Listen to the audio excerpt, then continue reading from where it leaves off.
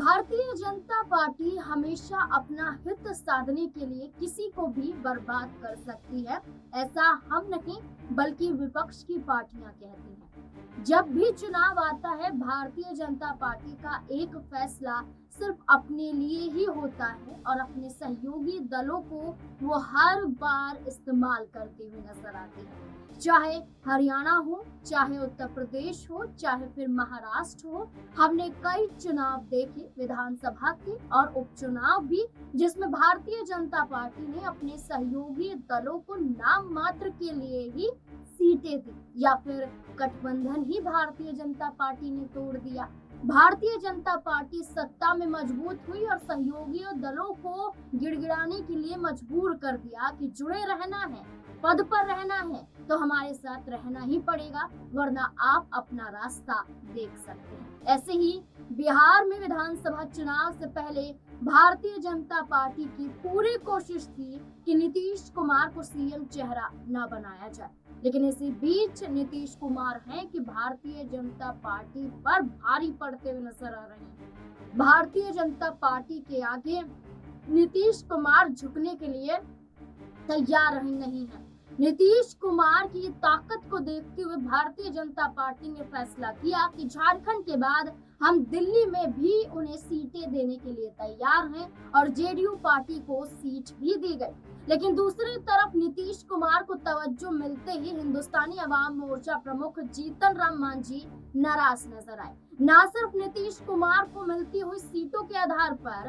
बल्कि चिराग पासवान को भी झारखंड और दिल्ली में सीटें मिलने के बाद जीतन राम मांझी ने साफ कर दिया कि भारतीय जनता पार्टी हमें हमारी औकात दिखाने पर लगी हुई है। झारखंड और दिल्ली में हमारी औकात को आंका गया, लेकिन हम बिहार में असली औकात दिखाते हुए नजर आएंगे। ये हम नहीं, खुद जीतन राम मांझी ये बयान जारी करते हुए नजर आए। अब जीतन राम मांझी ने कहा कि बिहार में भारतीय जनता पार्टी को आंखें दिखाएंगे। भारतीय जनता पार्टी पर जीतन राम मांझी ने दबाव डाला कि 20 से अधिक सीटों पर चुनाव लड़ना है, सीटें तो चाहिए। भारतीय जनता पार्टी सहमत नहीं तो जीतन राम मांझी बड़ा कदम उठाने के लिए मजबूर हो जाएंगे। सवाल खड़े हुए, जीतन राम मांझी क्या आरजेडी में शामिल हो जाएंगे? क्या जीतन राम मांझी आरजेडी के साथ अपनी पार्टी का गठबंधन कर लेंगे या विलय करते हुए नजर आएंगे? तो वहीं दूसरी तरफ जहां जीतन राम मांझी भारतीय जनता पार्टी के विरोध में देखे गए, तो वहीं जीतन राम मांझी के खिलाफ उनका ही परिवार उतरता हुआ नजर आया।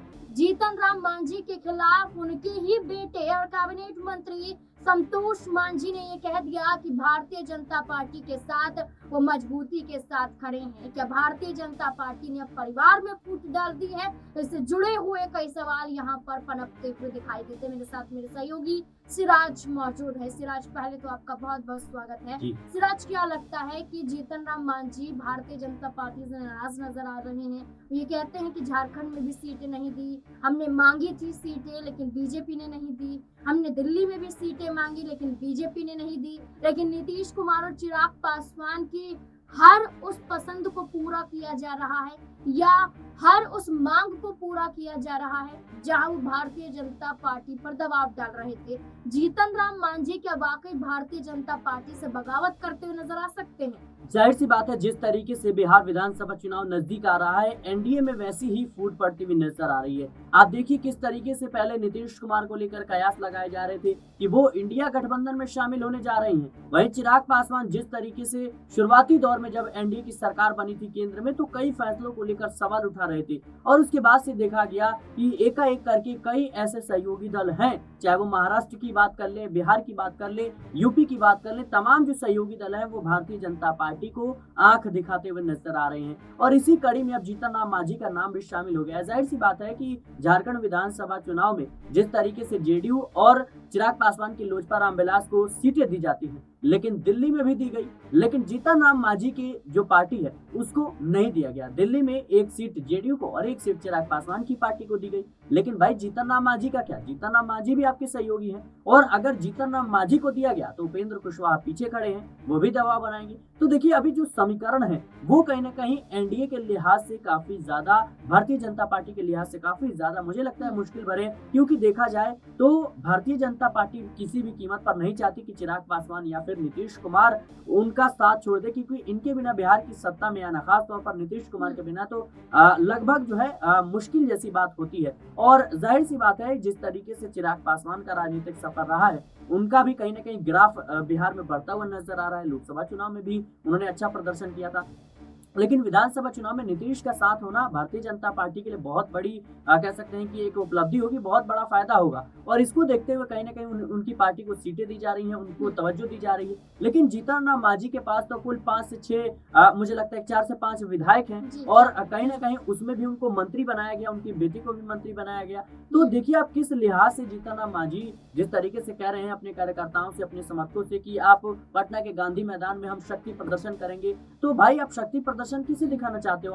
अपने ही जो सहयोगी हैं उनको दिखाना चाहते हो, या भारतीय जनता पार्टी आपके शक्ति प्रदर्शन से डर जाएगी? सिराज, ये पहला मौका नहीं है। जब आरक्षण का मुद्दा उठा था, सुप्रीम कोर्ट की तरफ से क्रीमी लेयर की बात सामने आई थी, तब चिराग पासवान इसके विरोध में थे, तो जीतन राम मांझी इसके समर्थन में थे, और चिराग पासवान को ये भी कहते हुए नजर आए थे कि आप पिछड़े वर्गों के बारे में नहीं सोच रहे, आप अपने वर्ग को लेकर सोच रहे हैं।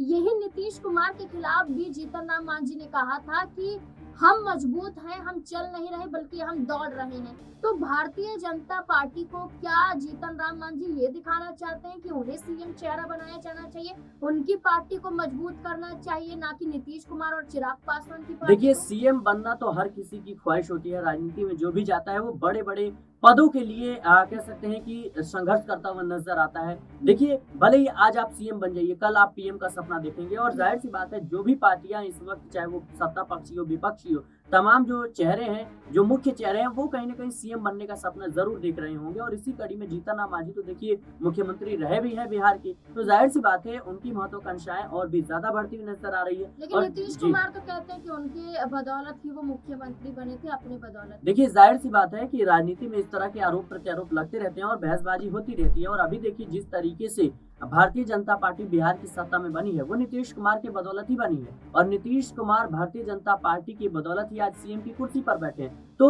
राजनीति में हर एक दूसरे को किसी न किसी की जरूरत होती है। और जाहिर सी बात है कि जिस तरीके से जीतन राम मांझी तमाम तरह के दावे करते हुए नजर आ रहे हैं, और जिस तरीके से वो शक्ति प्रदर्शन दिखाने के प्रयास में लगे हैं, मुझे लगता है कि भारतीय जनता पार्टी कहीं ऐसा ना हो उन्हें एनडीए से ही बाहर कर दे, क्योंकि चिराग पासवान और नीतीश कुमार जैसे साथी उनके पास हैं। जीतन राम मांझी अगर चले भी जाते हैं, विधायक कितने उनके पास? 4 विधायक हैं, तो जाहिर सी बात है कोई बड़ा इम्पैक्ट वो बिहार की राजनीति में क्रांति नहीं लाने वाले।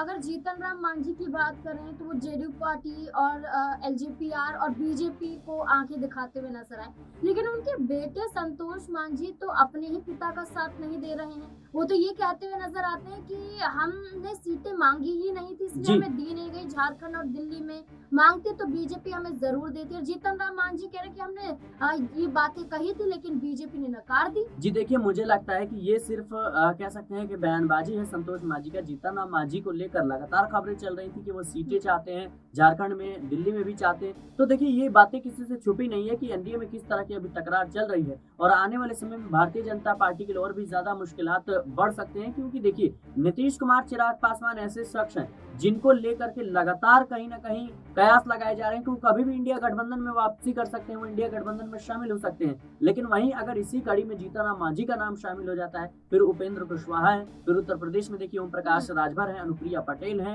संजय निषाद है, महाराष्ट्र की अगर बात करें अजित पवार है, एकनाथ शिंदे, तमाम ऐसे जो सहयोगी दल है वो कहीं ना कहीं बीजेपी का साथ छोड़ता हुआ नजर आएंगे। और अगर इन राज्य स्तर पर पार्टियां अगर भारतीय जनता पार्टी का साथ छोड़ देती, तो आप ये मत बोलिए कि भारतीय जनता पार्टी ने लोकसभा चुनाव में कोई बड़ा तीर नहीं मारा है। वो भी कहीं ना कहीं कह सकते हैं कि सहारे से सरकार चल रही है, सहयोगियों के दल जो सहयोगी दल है उनके सहारे सरकार चल रही है। तो जाहिर सी बात है कि फिर केंद्र की सत्ता भी डगमगाती हुई नजर आ सकती है। देखिए, बिल्कुल अब ये कहना यहाँ पर गलत नहीं हो सकता है कि बिहार की राजनीति में एनडीए दो फाड़ होता हुआ दिखाई दे रहा है। अलग थलग दल दिखाई दे रहे हैं और बयानबाजी एक दूसरे के खिलाफ नजर आ रही है। अब देखना होगा कि जीतन राम मांझी, संतोष मांझी जो आपसी विवाद देखने को मिल रहा है सिर्फ सीटों को लेकर, क्या यही विवाद बढ़ता हुआ नजर आ सकता है? क्या हम पार्टी एनडीए का यानी कि बीजेपी और अन्य दलों का साथ छोड़ती नजर आएगी, या फिर भारतीय जनता पार्टी मजबूरन अब जीतन राम मांझी को बिहार में उतनी सीटें देने में राजी हो जाएगी, जितनी सीटों को लेकर दबाव जीतन राम मांझी करते हुए नजर आ रहे हैं। आपको क्या लगता है? अपनी राय कमेंट सेक्शन में जरूर दें। देखते रहे SPN9 न्यूज। धन्यवाद।